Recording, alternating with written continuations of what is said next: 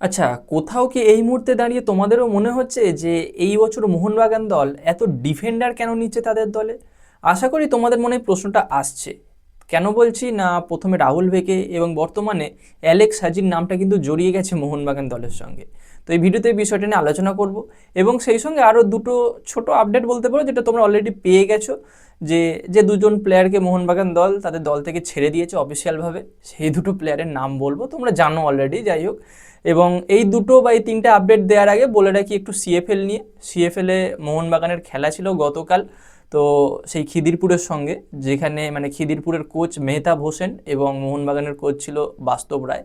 তো একেবারে জঘন্য পারফরমেন্স ছিল মোহনবাগানের থেকে, এবং যে কারণে 1-1 ড্র হয়। খেলাটা কিন্তু মোহনবাগান জিততে পারতো, যে কোয়ালিটির প্লেয়ার মোহনবাগান দলের কাছে আছে সেদিক থেকে বলা যেতে পারে যে বেশ অ্যাডভান্টেজ নিয়ে মোহনবাগান দল নেমেছিল, কিন্তু শেষ পর্যন্ত জিততে পারেনি। 1 গোলে এগিয়ে থাকলেও শেষ পর্যন্ত 47-48 মিনিটের মাথায় গিয়ে সেই গোলটা শোধ করে দেয় খিদিরপুর এবং 1-1 শেষ হয়।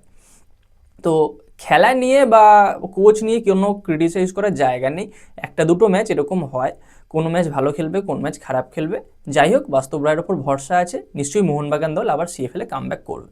কেননা অন্যান্য বারের তুলনায় এই বছর মোহনবাগানের সিএফএল দলটা যথেষ্ট মজবুত আছে, যথেষ্ট ভালো কোচ আছে। ডিগি কার্ডোজোর থেকে অনেক ভালো কোচ বাস্তব রায় ব্যক্তিগতভাবে, এটা আমার মতামত। যাই হোক, এবার মোহনবাগান সিনিয়র দলকে নিয়ে আপডেট দিই। তো যে দুটো প্লেয়ারকে ছেড়ে দিয়েছে তার মধ্যে একজন হলো গ্লেন মার্টিন, যে অলিখিতভাবে জুয়ান ফেরান্দো জামাই বলতে পারো। মানে যখন জুয়ান ফেরান্দো ছিল সব ম্যাচ খেলাতো, আবার জুয়ান ফেরান্দো যে দলে যেত গ্লেন মার্টিনকে নিয়ে চলে যেত। মানে কী দেখে খেলাতো যায় না। যাই হোক, তাকে ছেড়ে দিয়েছে এবং সেই সঙ্গে আমার রানওয়ার্ডে, যাকে খুব ভালোবাসতো সের্জিও লোবেরা।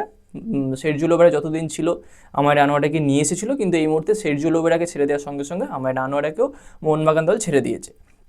তো এই দুটো ছোট আপডেট তোমরা আশা করি পেয়ে গেছো গতকাল, তবুও বলে দিলাম আজকে। তো এবার কথা বলবো অ্যালেক্স হেজির ব্যাপারটা নিয়ে। তো অ্যালেক্স হেজি মোহনবাগান দলে আসতে চলেছে, প্রায় 95% কনফার্ম ধরে নাও, কয়েকটা স্টেপ বাকি আছে। তো এবার কথা হলো, এই বছর মোহনবাগান দল এত ডিফেন্ডার কেন নিচ্ছে? কারণ দেখো, প্রথমে নেওয়া হলো কাকে? রাহুল ভেকেকে। সেই সঙ্গে গতকাল আমি বলেছিলাম সন্দেশ ঝিঙ্গানের নামটা, যদিও সন্দেশ ঝিঙ্গানের সঙ্গে মোহনবাগানের ডিলটা শেষ পর্যন্ত হয়নি। তবে আকাশ মিশ্রার নাম, যদিও আকাশ মিশ্রার সঙ্গে এই মুহূর্তে ডিল হয়নি, কিন্তু নামগুলো তো জুড়ে রয়েছে। পরমবীর সিংয়ের একটা মানে নাম জুড়ে গেছিলো, তবে শেষ পর্যন্ত অ্যালেক্স হেজি আসতে চলেছে। তো এবার কথা হলো, কেন কেন এত ডিফেন্ডার নিচ্ছে? এই প্রশ্নটা কিন্তু মানে সোশ্যাল মিডিয়ায় ঘোরাফেরা করছে, ফেসবুকে দেখছি অনেক কেউ কমেন্ট করছে। তো দেখো, কথা হলো, মোহনবাগান দলে কিন্তু অ্যাকচুয়ালি এইটাই ফরমেশন ছিল এক সময়। যখন আনোয়ার আলী মোহনবাগান দল ছেড়ে দিল, তখন কিন্তু কোথাও মোহনবাগান একজন দেশীয় ডিফেন্ডার তাদের ডিফেন্স লাইনে মিস করছিল। কারণ আনোয়ার আলী একটা প্রপার ডিফেন্ডার ছিল, এবং আনোয়ার আলী চলে যায়, মোহনবাগান দল কিন্তু ডিফেন্সে দুজন ডিফেন্ডার খেলাতে শুরু করলো বিদেশি।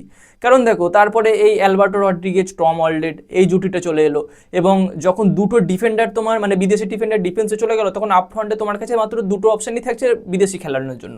সেক্ষেত্রে তোমাকে একটা স্ট্রাইকার রাখতেই হবে এবং একটা মিডফিল্ডার। এবার তুমি সিডিএম পজিশনের জন্য কাউকে রাখতে পারছো না।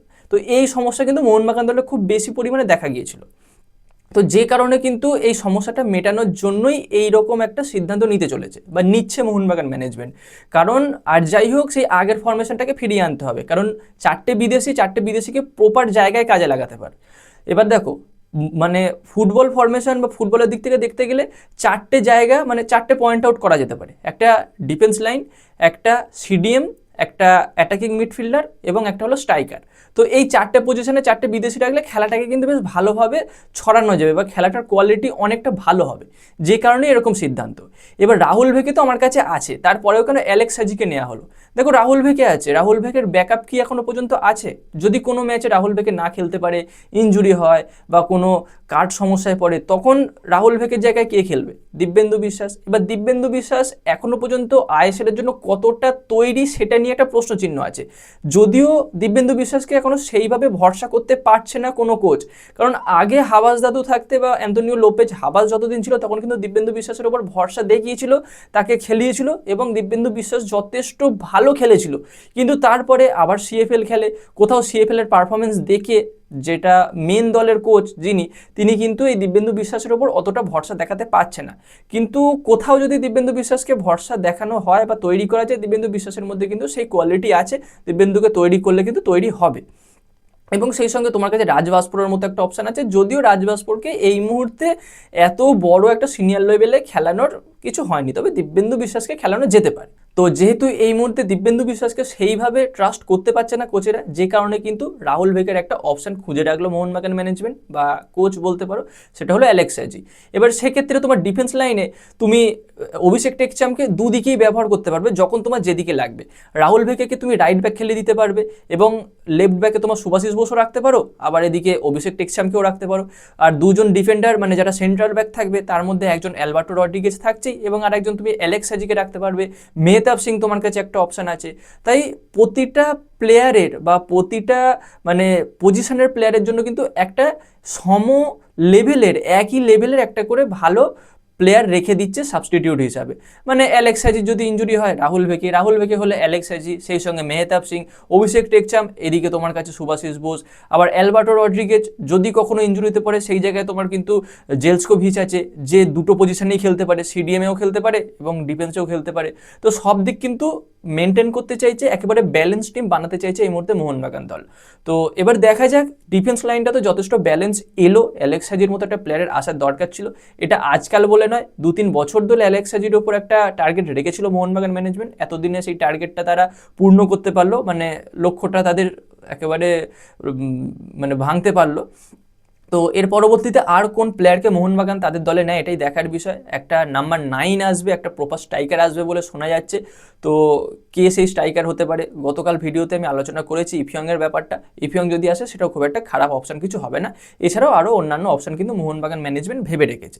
তো এবার বাকি কথা সময় বলবে, দেখা যাক এর পরবর্তীতে কি আপডেট আসে। আপাতত এইটুকু আপডেট শেয়ার করলাম তোমাদের সঙ্গে, এবং এর পরবর্তীতে আরও এরকম আপডেট পেলে অবশ্যই তোমাদের সঙ্গে সেগুলোও শেয়ার করবো। সেই সমস্ত আপডেট পেতে চাইলে আমাদের চ্যানেলটাকে সাবস্ক্রাইব করে দিও, তার পাশে বেল আইকনটাকে অন করে দিও।